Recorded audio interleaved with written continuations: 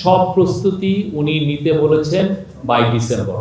এই ডিসেম্বরের মধ্যে সমস্ত প্রস্তুতি শেষ করতে বলেছেন। আইন শৃঙ্খলা বাহিনীতে 17,000 নতুন member of security forces like police, BGB, coastguard নেওয়া হচ্ছে এই নির্বাচনকে সামনে রেখে।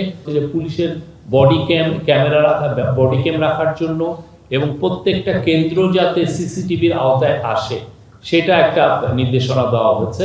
নির্বাচনের প্রস্তুতির বিষয়ে আসলে আজকে পুরো প্রায় 2 ঘন্টার মিটিং এ রিভিউ করা হয়েছে এবং আজকে অনেকগুলো ইম্পর্টেন্ট নির্দেশনা দিয়েছেন চিফ অ্যাডভাইজার।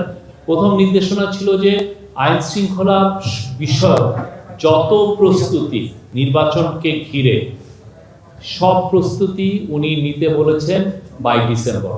এই ডিসেম্বরের মধ্যে সমস্ত প্রস্তুতি শেষ করতে বলেছেন বাই ডিসেম্বর। মানে এই প্রস্তুতিগুলোর মধ্যে অনেকগুলো বিষয় আছে, যেমন আইন শৃঙ্খলা বাহিনীতে 17,000 নতুন member of security forces like police, BGB, coastguard নেওয়া হচ্ছে এই নির্বাচনকে সামনে রেখে। তাদের রিক্রুটমেন্ট এবং তাদের ট্রেনিংটা খুব ইম্পর্টেন্ট, যাতে এই সময়ের মধ্যে শেষ হয় সেই বিষয়ে উনি নির্দেশ দিয়েছেন।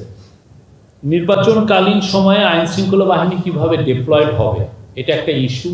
কোথায় কোথায় ডিপ্লয়েড হবে আপনারা জানেন, যে বর্ডার এরিয়াতে কিভাবে ডিপ্লয়মেন্ট হবে, দেশের বিভিন্ন জায়গায় ডিপ্লয়মেন্ট, ঝুঁকিপূর্ণ কেন্দ্রে কিভাবে ডিপ্লয়মেন্ট হবে, কতজন আনসার থাকবেন, কতজন পুলিশের সদস্য থাকবেন, বিজিবি বা সেনাবাহিনী কিভাবে থাকবেন, স্ট্রাইক ফোর্স হিসাবে কিভাবে থাকবেন, সেগুলো নিয়ে আজকের মিটিংয়ে বিস্তারিত আলোচনা হয়। এবং ওইখানে বলা হয় যে 8 লক্ষের মধ্যে 5,70,000 হচ্ছে হলো আনসার এবং 1,41,000 হচ্ছেন পুলিশের সদস্য।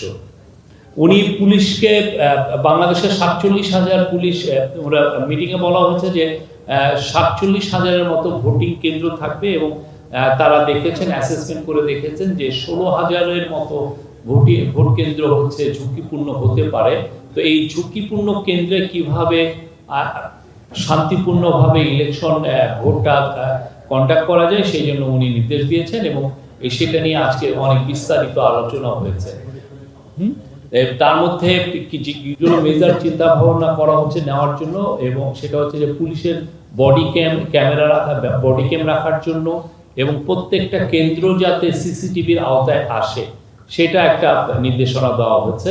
এবং এই সিসিটিভি গুলো যাতে মনিটরিংটাও ঠিক মতো হয়, মানে আমি সিসিটিভি লাগালাম কিন্তু দেখা যাচ্ছে মনিটরিং হচ্ছে না, সে বিষয়ে প্রশিক্ষণ নিতে বলেছেন এবং খুব এটা নিয়ে কাজগুলো করতে বলেছেন।